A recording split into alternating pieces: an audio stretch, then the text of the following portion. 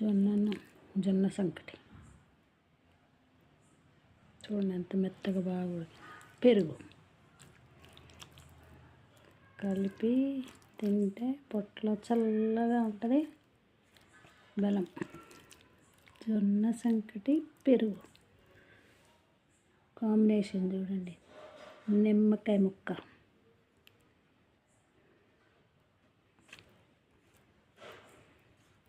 చిన్నప్పుడు మా ఇంట్లో రోజు తినేవాళ్ళం మేము ఇలాగే.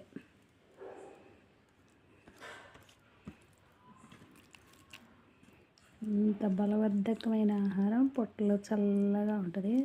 చూడండి తిని చూపిస్తా. బాగా కలిపి ఇందో నిమ్మకాయ గుజ్జు పెట్టి